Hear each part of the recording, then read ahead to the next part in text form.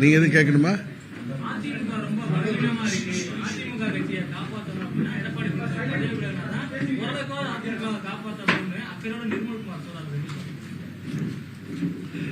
நிர்மல்குமார் இது எத்தனாவது கட்சியில் இருக்காரு?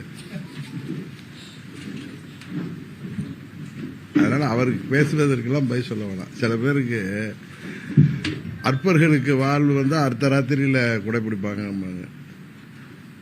அதே நிர்மல்குமார் திரு இபிஎஸ் அவர்கள் தலைமையில் பாஜகவிலிருந்து வந்து அங்க சேர்ந்து அங்க இருந்தவர் தான்.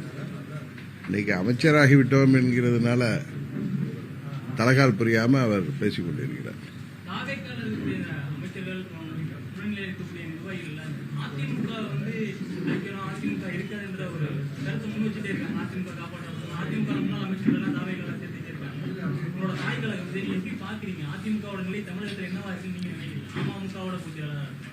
இன்னொரு அமைச்சர், மாண்புமிகு அமைச்சர் இருக்காரு, டெய்லி ஒரு பொய் சொல்லிட்டு இருப்பாரு.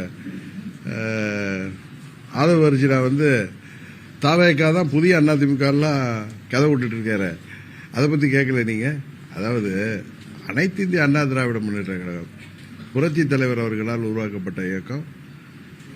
அவர்களது மறைவிற்கு பிறகு அம்மா அவர்களால் கட்டி காக்கப்பட்ட இயக்கம். இன்றைக்கு அந்த இயக்கத்தில் கடந்த 9 ஆண்டுகளாக திரு யுபிஎஸ் அவர்கள் பொதுச் செயலாளராக அந்த இயக்கத்தை வழிநடத்தி வருகிறார். அம்மா அவர்கள் மறைவுக்கு பிறகு என்னை அந்த இயக்கத்திலிருந்து அவர்கள் நீக்கியதால் உருவானதுதான் அம்மா மக்கள் முன்னேற்ற கழகம். எங்களுக்குள் எத்தனை கருத்து வேறுபாடுகள் இருந்தாலும் அம்மாவின் தொண்டர்கள் என்ற முறையில் நாங்கள் அதிமுகவோட பயணிக்கிறோம். இன்றைக்கு உங்களுக்கு தெரியும், 26 தேர்தலுக்கு பிறகு தாவேகா என்கிற கட்சி, திரு விஜய் அவர்களின் கட்சி 107 தொகுதிகளில் வெற்றி பெற்றாங்க. 107 108. அவர்களுக்கு அறுதி பெரும்பான்மை 118 கிடைக்கவில்லை. தமிழ்நாட்டு மக்கள் கொடுக்கவில்லை என்பதுதான் உண்மை. திமுக கூட்டணிக்கும் அதிமுக கூட்டணிக்கும் சேர்த்து 126 சட்டமன்ற உறுப்பினர்களை கொடுத்தார்கள். அதில் அம்மா மக்கள் முன்னேற்ற கழகம் நாங்களும் ஒரு சட்டமன்ற உறுப்பினர் வெற்றி பெற்றோம்.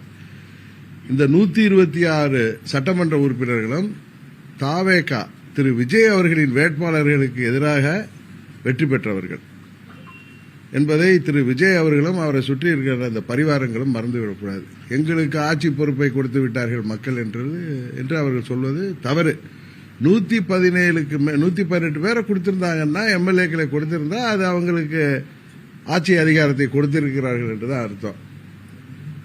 இன்றைக்கு ஏற்கனவே 50-60 ஆண்டுகளாக ஆட்சி பொறுப்பிலே இருந்த திமுக மற்றும் அதிமுகவுக்கு மாற்றாக திரையுலகில் பிரபலமாக இருந்த திரு விஜய் அவர்களுக்கு இன்றைக்கு அவர்கள்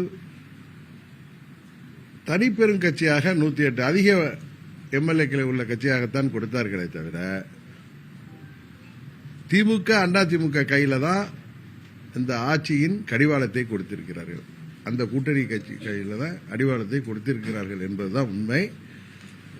ஏற்கனவே புரட்சி தலைவர் அவர்கள் முதலாக வெற்றி பெற்ற போது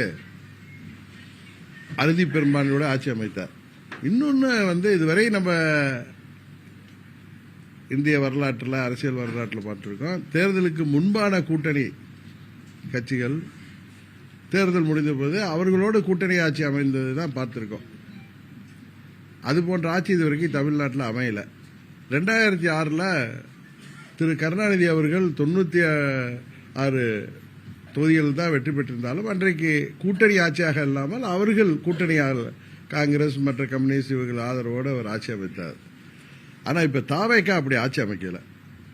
அதுதான் உண்மை.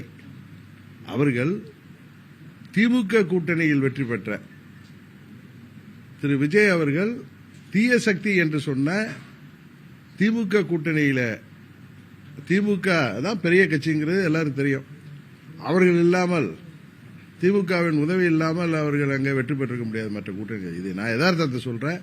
உடனே திமுகவுக்கு ஆதரவான நிலைப்பாட்டை எடுக்கிறேன்னு சொல்லாதீங்க. அங்க இருக்கிற காங்கிரஸா இருக்கட்டும், இருந்த காங்கிரஸா இருக்கட்டும், கம்யூனிஸ்டுகளாக இருக்கட்டும், பாராளுமன்ற தேர்தலையும் இந்தியாவிலேயே அதிக தொகுதிகளில் காங்கிரஸ் வெற்றி பெற்றதே தமிழ்நாட்டில் தான். எனக்கு தெரிஞ்ச கம்யூனிஸ்டுகளுக்கு தமிழ்நாட்டில் தான் 2 எம்பிக்கள் இருக்கிறாருன்னு நினைக்கிறேன். மற்ற மாநிலங்களில் இருப்பதாக ஒரு எம்பியா 2 எம்பி இருக்கலாம். அதுபோல அவர்கள் வெற்றி பெறுவதற்கு இன்னும் சொல்ல போனால் பெரியவர் வைகோ அவர்களின் மகன் திரு துரை வைகோ அவர்கள் வெற்றி பெற்றதே திமுக கூட்டணியில் தான். இன்றைக்கு அவர் உணர்ச்சி வசப்பட்டு அவங்க அப்பா போல பேசுறாரு. குதிரை பேரம் இது இல்லையா, குதிரை பேரம் இல்லையா, ஒட்டக பேரம் இல்லையான்னு. இன்னொன்னு அவர் வசதியா சொல்றாரு, இந்த தேர்தலில் திமுக ஒவ்வொரு தொகுதியிலையும் பல கோடிகளை செலவு செய்தார். 24 தேர்தலில் இவர் திருச்சியில தீப்பெட்டி சின்னத்தில் போட்டியிட்ட பொழுது திமுக ஆதரவோடு தான் வெற்றி பெற்றார். அங்க மதிமுகவுக்கு எவ்வளவு வாக்கு வங்கி இருந்திருக்கும் என்பது உங்களுக்கு தெரியும். அவர் 24 இதே மாதிரி அதிக திமுக செலவு செய்துதான் வெற்றி பெற்றார் என்பதை அவரும் உணர வேண்டும். அதான் யதார்த்தம். அவர் தொகுதியிலும் அங்கு அவர் வெற்றிக்காக திமுகவினர் தான் அன்றைக்கு அங்கே அரும்பாடுபட்டு இவரை வெற்றி பெற செய்தார்கள். இன்றைக்கு அவர்கள் சட்டமன்ற உறுப்பினர்கள் திமுக சின்னத்தில் தான் வெற்றி பெற்றவர்கள், உதயசூரியன் சின்னத்தில் தான் வெற்றி பெற்றவர்கள். நீங்க ஒரு கட்சி சின்னத்தில் போட்டிருக்கீங்கன்னா அந்த கட்சி உறுப்பினராகி தான் அங்கே போட்டியிட முடியும். அதுதான் உண்மை.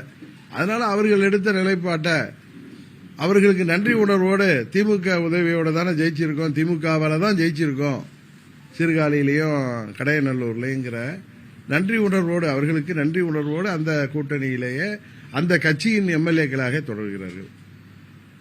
இதுல குதிரை பேரம் இருக்கிறது என்பதை நான் முதல்ல அன்னைக்கு நட்ட நிசையில கவர்னர் மாளிகையிட்ட நான் சொன்னேன். அப்போ கூட நீங்க கேட்டீங்க அதுக்கு விஜய் தான் காரணமானு கூட என்ன கூட நண்பர்கள் கேட்டாங்க. ஏன்னா அன்றைக்கு திரும்ப அதை சொல்ல வேண்டிய காரணம் அது விஜய் மறந்திருப்பார், நீங்களும் மறந்திருக்க கூடாதுங்கிறது தான். அன்றைக்கு விஜய் அவர்கள் போய் அங்க கவர்னரை சந்தித்து ஆதரவு கடிதம் கொடுத்த பொழுது அமமுகவின் சட்டமன்ற உறுப்பினர் ஒருவர் கொடுத்தாரு. அது எனக்கு தொலைக்காட்சியில் பார்த்துட்டு தான், ஏன்னா எனக்கு எங்களால் நீக்கப்பட்ட அமமுக சட்டமன்ற உறுப்பினராக இருந்த திரு மன்னார்குடி தொகுதியில் வெற்றி பெற்ற காமராஜ் அவர்கள்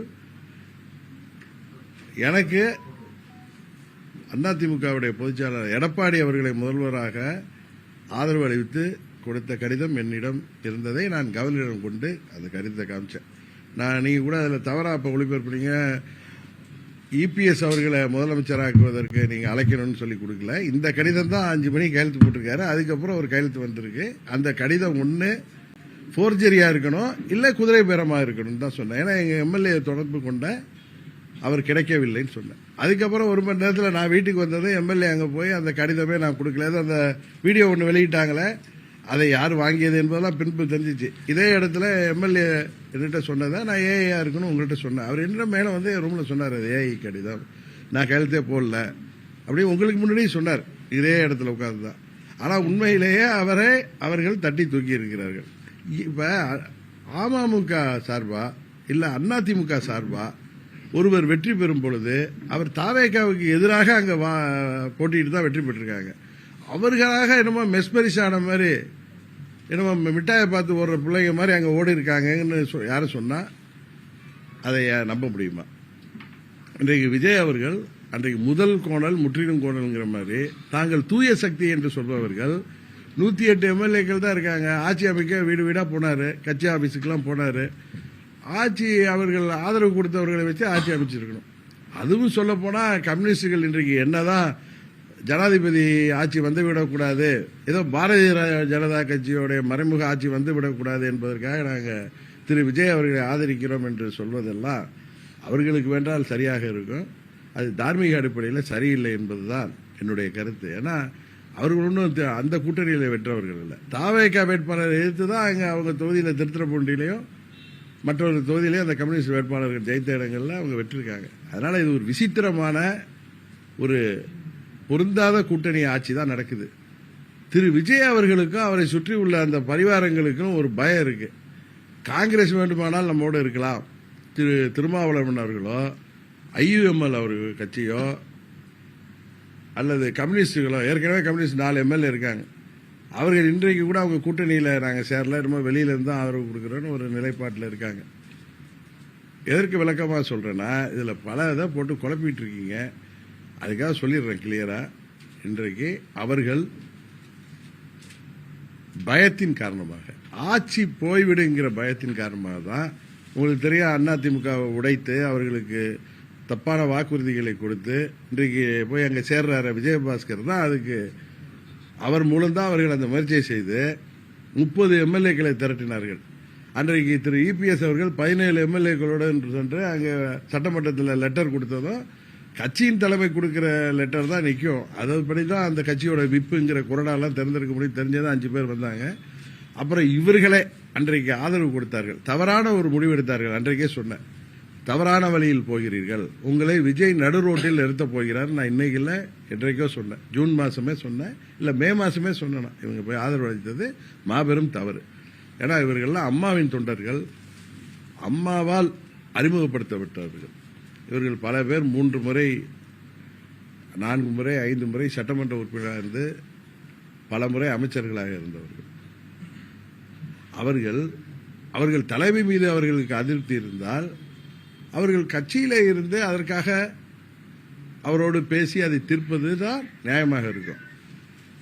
அதை விட்டுவிட்டு அன்றைக்கு கட்சியின் நிலைப்பாட்டுக்கு எதிராக தவேகாவுக்கு ஆதரவாக அன்றைக்கு ஆதரவளித்த காரணத்தினால்தான் இன்றைக்கு அவர்கள் கஷ்டங்களை அனுபவித்து வருகிறார்கள்.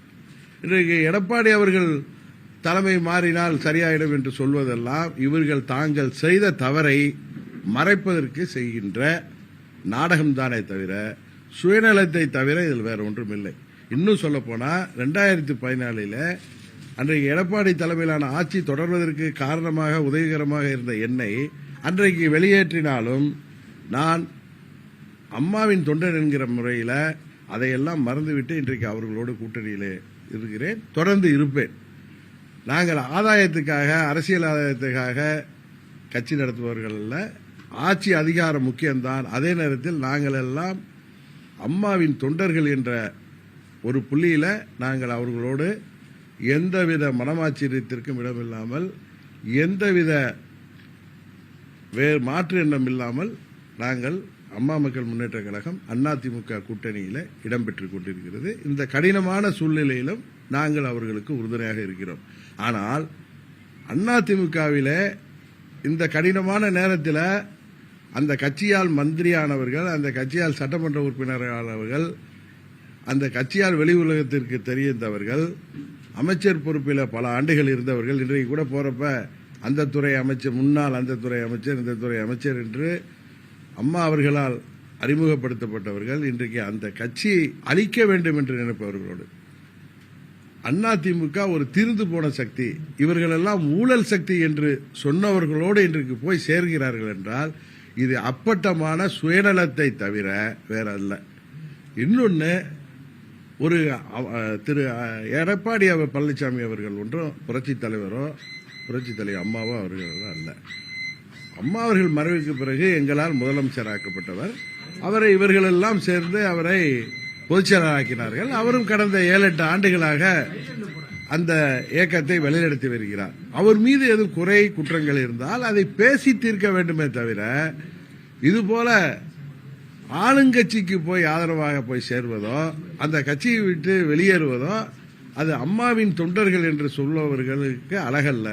அவர்கள் அதை எண்ணி பார்க்க வேண்டும், உணர்ந்து திரும்பி வர வேண்டும். உறுதியாக நான் திரு இபிஎஸ் அவர்களுடன் இவர்களுக்காக பேச தயாராக இருக்கிறேன். அவர்கள் தவறான பாதையில் செல்லக்கூடாது. அம்மாவின் கட்சியை, புரட்சி தலைவரின் கட்சியை ஒழித்துவிட வேண்டும் என்ற நோக்கத்திலே இருக்கிற தவேகாவிலே போய் சேர்வது உண்மையிலேயே அது வருங்காலத்தில் அவர்கள் பெயரில் ஒரு வருங்கால வரலாற்றில் அவர்கள் கருப்பெழுத்துகளால் அவர்கள் பெயர் எழுதப்படும் என்பதுதான் உண்மை. ஆட்சி அதிகாரம் இன்றைக்கு இருக்கும், போகும். ஆனால் நாம் எந்த இயக்கத்திலே அறிமுகமானோமோ அந்த இயக்கத்திற்கு ஆதரவாக இருப்பதுதான் ஒரு நல்ல தொண்டனின் முடிவாக இருக்க முடியும். அதை அவர்கள் செய்ய வேண்டும் என்பதுதான் எனது கருத்து.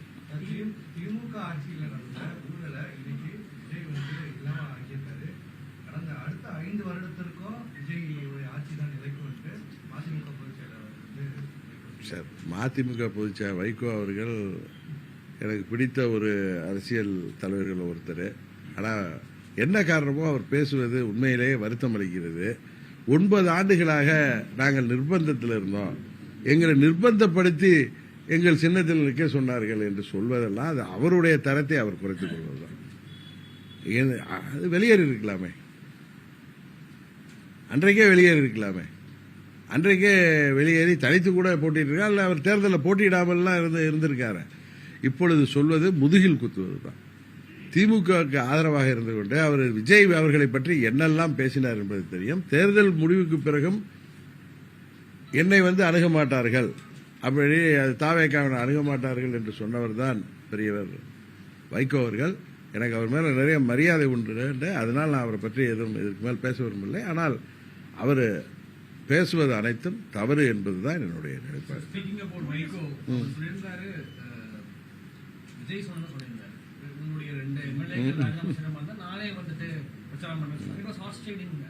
நான் தான் முதலே சொல்றேன், குதிரை பேரம். அது அந்த ஆட்சி அமைப்பதற்கே இவ்வளவு துஷ்பிரயோகங்களை தவறான வழிகளில் செல்றாங்க. அமமுக எம்எல்ஏக்கை ஆசை காட்டி அமைச்சராக்குவேன் என்று சொன்ன அவரிடம் கையெழுத்து வாங்கி அந்த கடிதத்தை கொடுத்து விட்டு அந்த சட்டமன்ற உறுப்பினர் மாறிய பிறகு பயந்தவர்கள் தான் இவர்கள். அதான் உண்மை. அதில் அன்றைக்கு அமமுகவில் ஒரு எம்எல்ஏ தானே ஆரம்பிச்சது தான் இன்றைக்கு தொடர்ந்து கொண்டு இருக்கிறது. அதிமுகவில் 25 சட்டமன்ற உறுப்பினர்களை ஆதரவு பெற்றது. அன்றைக்கு அவர்கள் நடு ரோட்டில் நிறுத்திவிட்டார்னு சொன்னேன். ஏன்னா 25 பேர் நிச்சயம் அவர்களுக்கு கட்சி தாவல் தடை சட்டப்படி அவர்களுடைய பதவி போகும். இன்றைக்கு அதே நேரத்தில் இன்றைக்கு அதனால்தான் அவர்கள் மீண்டும் தாய் கழகத்தில் வந்தாலும் அவர்களுக்கு உரிய மரியாதை இல்லாமல் இருந்தது. அதனால அங்கே போயிட்டாங்க. இதுதான் உண்மை. இது ஒரு clear cut case of horse trading.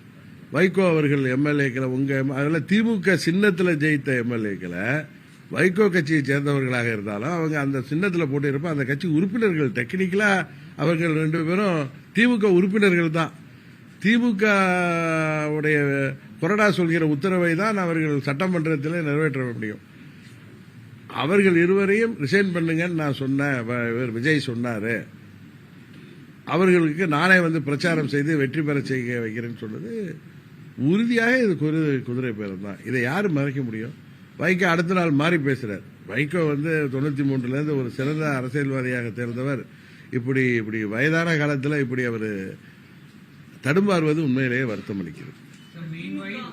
திமுக 4 பேர் அரசு செய்யப்பட்டிருக்காங்க. கம்ப்ளைண்ட் பை தாவேகா அவர்களுடைய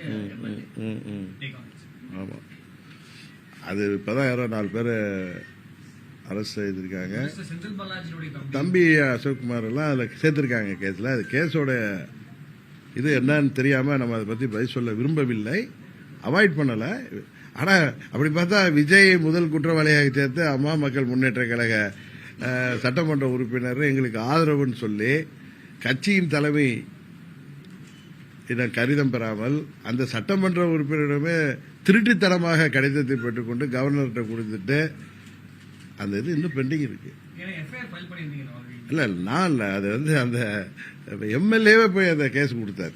அதை அவர் விட்ரா பண்ணாலும் அதெல்லாம் இருக்கு. அதெல்லாம் உரிய நேரத்தில் அதை நாங்கள் அதை கையில் எடுத்தோம். அது எப்போ தேவையோ அது எனக்கு தெரியும். அந்த நேரத்தில் அதுக்கு உயிரோட்டம் வரும். அப்பொழுது அதில் உறுதியாக A1 திரு விஜய் அவர்கள் தான் இருப்பாங்க. குதிரை பேரம் செஞ்சதை அவர் தான். ஏன்னா கவர்னரிடம் நான் போய் அதை பற்றி கம்ப்ளைண்ட் பண்ணியிருக்கேன். அதனால வெயிட் பண்ணிட்டு இருக்கேன். அவ்வளவுதான். அது எந்த நேரத்திலும் நான் நீதிமன்றத்துக்கு செல்லலாம். அதுக்கு ஒன்றும் பார்லாம் கிடையாது, அதுக்கு ஒன்றும் எக்ஸ்பைரி டேட்லாம் கிடையாது. நான் சில காரணங்களுக்காக அதை பொறுமையாக அதை வாட்ச் பண்ணிட்டு இருக்கேன். அவ்வளவுதான். அவங்க எம்எல்ஏக்களை போய் இவங்க டிஎம்கே நான் சொல்றது அதுல லாஜிக்கே இருக்கிறத தெரியல. 35 கோடி கொடுத்து தாவேக எம்எல்ஏவை, அது ஆளுங்கட்சி எம்எல்ஏவை இவங்க பேரம் பேசி அவரை வாங்கி அல்லாது என்ன ஓட்டெடுப்பு வருதுங்கிறாங்க. இப்போ ஒன்று 6 மாசத்துக்கு இந்த ஆட்சி மேல நம்பிக்கை இல்லாத தீர்மானம் கொண்டு வர முடியாது. எதற்காக இப்படி செய்ததாக அவர்கள் கம்ப்ளைண்ட் அதில் என்ன அது எஃப்ஐஆர்ல என்ன இருக்கு? எதுக்காக பேரம் பேசினாங்கன்னு இருக்கு? என்ன காரணம் காமிச்சிருக்காங்க எஃப்ஐஆர்லன்னு கேட்குறேன். அது எதுக்காக பேரமா? எப்படி கட்சியில இருந்து எல்லாம் ரிசைன் பண்ண சொல்லியா? ஆமா ஆமா, அது ஒரு பொலிட்டிக்கல் ஸ்டேட்மெண்ட். அது அந்த ஆட்சி உண்மையாவே நானே சொல்றேன், அந்த ஆட்சிக்கு 107 எம்எல்ஏக்கள் தானே இருக்காங்க. மற்றவர்கள்லாம் திமுக கூட்டணியிலேருந்து இரவல் ஆதரவு தானே. அவர்கள் வெளியேறினா எத்தனையோ இதில் அவங்க இப்போ இது கருத்து முரண்பாட்டில் வெளியேறினா அதில் ஏதாவது 4 பேர் வெளியேறினாலே முடிஞ்சு போச்சு, 2 பேர் வெளியேறினாலே முடிஞ்சு போச்சு. அதனால அவர் அந்த காரணத்தில் சொல்லியிருக்கலாம், பழைய கூட்டாளிகள் தானே, நம்ம மீண்டும் அவர்களை கன்வின்ஸ் பண்ணி நம்மளோட அழைத்துக்கலாங்கிற எண்ணத்திலையும் சொல்லிக்கலாம். அதுக்கு இதுக்கு எப்படி முடிச்சு போடுறீங்கன்னு எனக்கு தெரியல. தாவேக்காவுக்கு எதிராக 126 எம்எல்ஏக்களை மக்கள் கொடுத்துருக்காங்க. கடிவாளம் வந்து திமுக அதிமுக கையில தான் இருக்கு. வாய்ப்பு இருக்காது.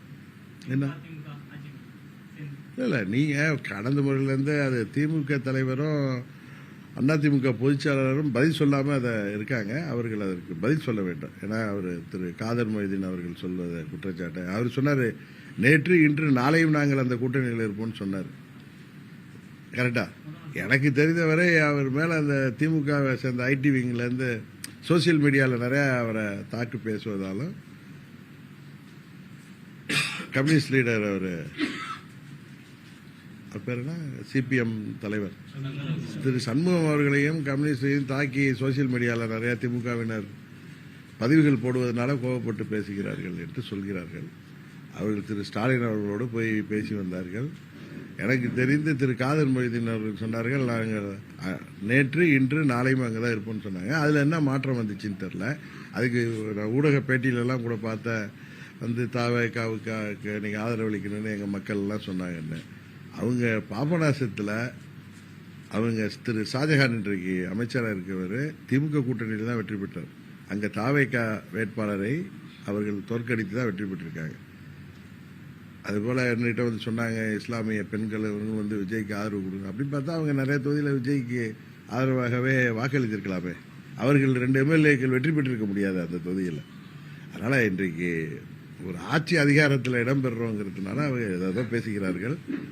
அவர்கள் உண்மையிலேயே பார்த்தால் எனக்கு திமுகவை பார்க்கும் பொழுது எனக்கு வருத்தமாக தான் இருக்குது. ஏன்னா அவர்களெல்லாம் வெற்றி பெறுவதற்கு திமுக தொண்டர்களும் நிர்வாகிகளும் அவர்கள் எவ்வளவு பாடுபட்டு இவர்களெல்லாம் வெற்றி பெற செய்தார்கள் என்பதை அவர்கள் வாயாலே ஒத்துக்கொள்கிறார்கள். இதற்கெல்லாம் காலப்போக்கில் அவர்கள் அதற்கான பதிலை சொல்லித்தான் ஆக வேண்டும். இது வந்து இந்த கூட்டணி ஆட்சிங்கிறது இது ஒரு பொருந்தாத கூட்டணியே தான். இது ஒன்றும் தேர்தலுக்கு முன்பாக கூட்டணியில் இருந்த கட்சிகள்லாம் சேர்ந்து வெற்றி பெற்ற பிறகு ஆட்சி அமைக்கவில்லை. இது வந்து மற்றவர்கள் இடத்திலிருந்து ஆட்களை பிடித்து தான் அவர்கள் அது ஆட்சியை வந்து இன்றைக்கு நடத்தி கொண்டிருக்கிறார்கள். இதிலிருந்து தெரியுது அவர்களுடைய நேர்மை, தூய சக்தியெல்லாம் கிடையாது. இது ஒரு நாசகார சக்தின்னு எல்லாருக்கும் தெரியுது. ஏன்னா அவர்கள் தேர்தலுக்கு முன்பு சொன்ன வாக்குறுதிகள் எல்லாம் எவ்வளவு பல்ட்டி அடிக்கிறாங்கன்னு தெரியும். நேற்றைக்கு கூட கன்னியாகுமரியில் அந்த அட்டாமிக் மினரல் மைனிங்கில்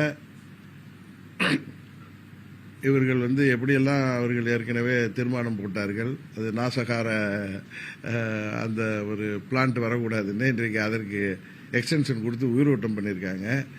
அதுபோல் வந்து மாதம் எலக்ட்ரிக் மீட்டர் கணக்கெடுப்பை மாதம் 200 யூனிட் நாங்கள் வந்து இலவசமாக தருவோம்னு சொல்லிட்டு இப்போ 500 யூனிட் வரைக்கும் பயன்படுத்துறவர்களுக்கு தான் 200 யூனிட் இலவசம்னு சொன்னாங்க. விவசாயிகள்லாம் ஒன்றும் எங்களுக்கு உடனே பயிர்க்கடன் தள்ளுபடி செய்யுன்னு சொல்லலை. தேர்தல் வாக்குறுதிப்படி முழு கடனையும் தள்ளுபடி செய்வீங்கன்னு அவங்க சொன்னதை செய்யாமல் ஏமாற்று வேலை இருக்காங்க.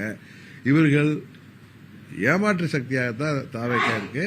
இன்றைக்கு அதிமுகலேருந்து பதவிக்கு ஆசைப்பட்டு அங்கு செல்பவர்கள் உறுதியாக அதற்காக வருத்தப்படுவார்கள். மீண்டும் தாய் கழகம் வருவார்கள் என்கிற நம்பிக்கை எனக்கு இருக்கு. ப்ரீ போல் இருந்த விஜய் மந்த கிரேஸ் போஸ்ட் போல்ல மாறிக்கணும் நினைக்கிறீங்களா? இந்த தாக்கமானது உள்ளாட்சி தேர்தலில் பிரதிபலிக்கிறது. அது மாதிரிலாம் நான் வந்து சொல்றதுக்கு நான் பொலிட்டிக்கல் ஸ்ட்ராட்டஜிஸ்ட்லாம் இல்லை. அவருக்கு வாக்களித்தவர்கள், வாக்களித்த மக்கள் அந்த 35% வாக்களித்திருக்கிறார்கள். அவர்கள் உறுதியாக உணர்வார்கள், நாம் ஒரு தவறான மாற்று என்ற பெயரிலே ஒரு தவறான சக்திக்கு வாக்களித்து விட்டோம். இது ஒரு நாசகார சக்தியாகத்தான் இருக்கிறது. திமுக அதிமுக மாற்று என்ற பெயரிலே நாம் ஏமாந்து விட்டோம் என்பதை அவர்களுடைய செயல்பாடுகளில் உறுதியாக உணர்வார்கள்.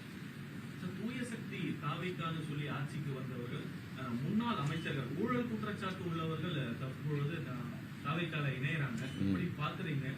அதான் அன்னைக்கு கூட சட்டமன்றத்தில் 2017க்கு அப்புறம் பிறகு உள்ள ஆட்சி காலங்களில் நிறைய ஊழல் நடந்தது, தொட்டவர்களை விடமாட்டேன் சொன்னார. அதில் சினிமா டைலாக்லாம் போட்டார். அவர் விடமாட்டேன்னு சொன்னது வந்து என்னோட சேர்க்காம விடமாட்டேன்னு சொல்லியிருப்பாருன்னு தான் நினைக்கிறேன்.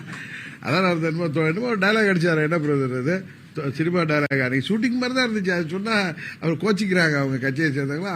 அது வந்து திரு உதயநிதி ஸ்டாலின் வந்து ஷூட்டிங் மாதிரி இருந்துச்சுன்னு சொல்றத வந்து சில பேர் வந்து அது வந்து ஒரு மரியாதை இல்லாத பேச்சுக்கிறாங்க. அது உண்மையாக ஷூட்டிங் மாதிரி தானே இருந்துச்சு. யாராவது அதை வந்து மறக்க முடியுமா? ஷூட்டிங்கில் பேசுகிற மாதிரி தான், அது கிளைமேக்ஸில் பேசுகிற மாதிரி அவர் வந்து கத்தி பேசினாரு. கத்தி பேசுறதுனால எல்லாம் உண்மையாயிடாது.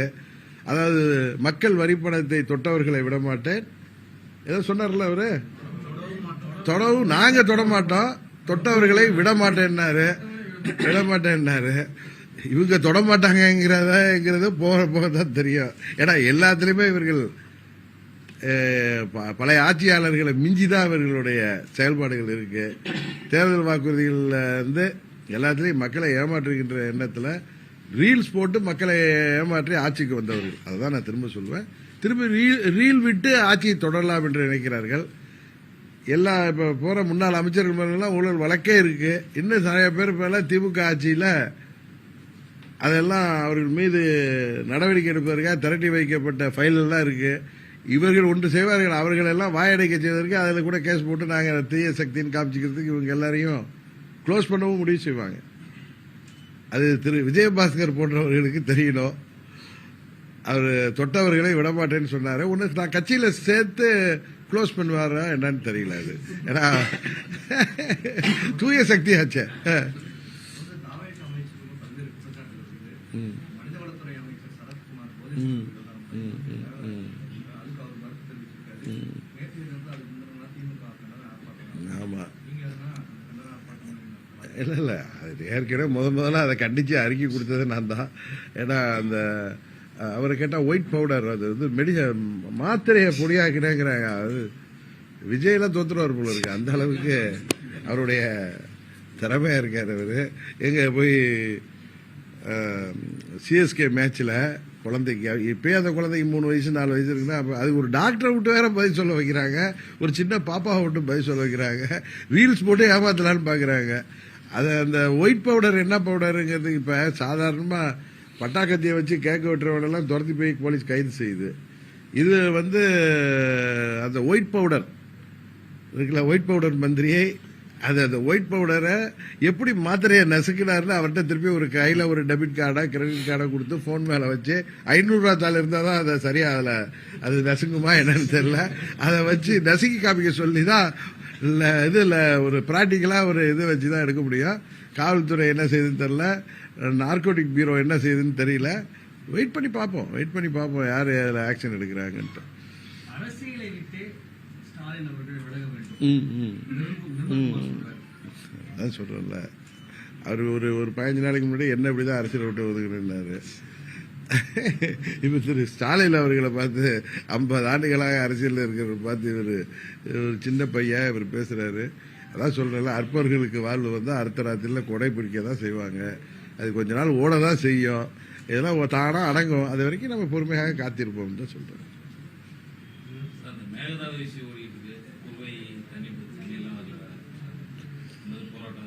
குருவை சாகுபடி பண்ணலன்னா வேற கரெக்டா கேட்டீங்க. அப்படின்னா அந்த அவர் வெங்கட்ராமன் பேசியிருக்காரு, அவருக்கு ஒன்று தெரியல, விவசாயத்தை பத்தி தெரியுமா என்னன்னு தெரியல.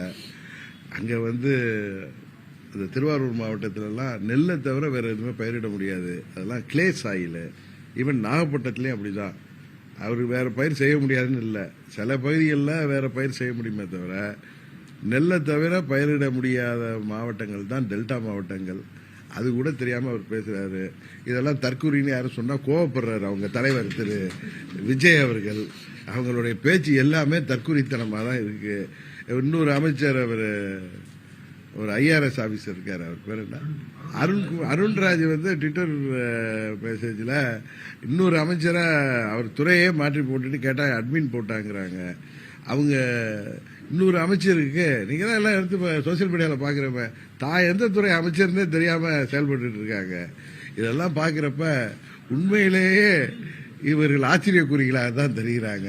இன்னொரு அமைச்சர் மாத்திரையை வந்து நான் வந்து இதுல உட்காந்து என் பிள்ளைக்கு கிரஷ் பண்ணி கொடுத்தேங்கிறாரு.